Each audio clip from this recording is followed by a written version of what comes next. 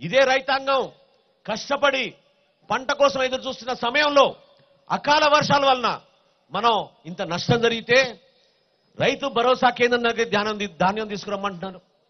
రైతు ఏ విధంగా దాన్ని కోయించుకుని ఒక హార్వెస్టర్ తీసుకొచ్చి మరొక 10,000 రూపాయలు ఖర్చు పెట్టి ట్రాక్టర్లో రైతు భరోసా కింద తీసుకెళ్తే ఈ క్రాప్ లో మీది నమోదు కాలేదు కాబట్టి మీరు అర్హత లేదని చెప్తున్నారు. అర్హత ఉంది మహాప్రభు బతిమలాడుకుంటుంటే తడిసిన పంట నష్టపోయిన పంట కళ్ళ ముందు కనపడుతుంటే 6 రోజుల తర్వాత 7 రోజుల తర్వాత చీకట్లో వచ్చి ఫోటోలు తీసుకుని వెళ్ళారు. ఇది వాస్తవం మన జిల్లా జరిగిన పరిస్థితి. కొంతమందికే పేర్లు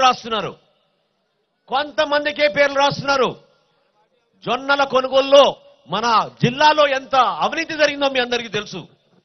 గత ప్రభుత్వం చేసిన తప్పులు ఈ ప్రభుత్వం కొనసాగిస్తోంది.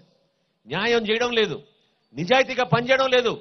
రైతు భరోసా కేంద్రాల్లో మొన్న ఒక రైతు చెప్పాడు, 2 ఎకరాల ఉన్న కౌలు రైతు 3,000 రూపాయలు లంచం అడిగారు పాపం ఆయన దగ్గర నుంచి. ఇంత కష్టకాలంలో కూడా పేరు నమోదు చేయడానికి అదే గ్రామంలో ఆశ్చర్యకరమైన సంఘటన దృష్టికి వచ్చింది. ఈ మహానుభావుడు వాలంటీర్ వ్యవస్థ ద్వారా ఇస్తున్న పెన్షన్ ఇచ్చేటప్పుడే 200 రూపాయల కమిషన్ తీసుకుంటున్నారు. అవునా కాదా చెప్పండి? పెన్షన్ ఇస్తున్న సమయంలోనే 200 రూపాయల కమిషన్ తీసుకుంటున్నారు. కొత్తగా ఇప్పుడు ఊహించని విధంగా చెత్త పన్ను 60 రూపాయలు కూడా వాళ్ళ దగ్గర వసూలు చేస్తున్నారు ఈ ప్రభుత్వం నుంచి.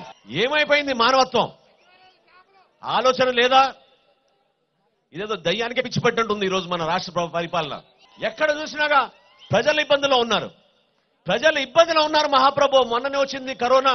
చాలా మంది కుటుంబాల్లో ఆర్థికంగా చితికిపోయాం, మన కుటుంబ సభ్యుల్ని కోల్పోయాం, మన మిత్రుల్ని కోల్పోయాం అని ప్రాధేయపడుతుంటే పైశాచిక ఆనందంతో ముఖ్యమంత్రి ఇంటింటికి అధికారులు పంపించి 1 టైం సెటిల్మెంట్ అని వసూలు చేస్తున్నారు. కేసులు పెడతాడంట దీని గురించి మాట్లాడితే. రండి చెరుకులు రండి, అందరూ ఉన్నాం ఇక్కడ ఈ సభలో. ఎంతమంది మీద కేసులు పెడతారు మీరు చెప్పండి.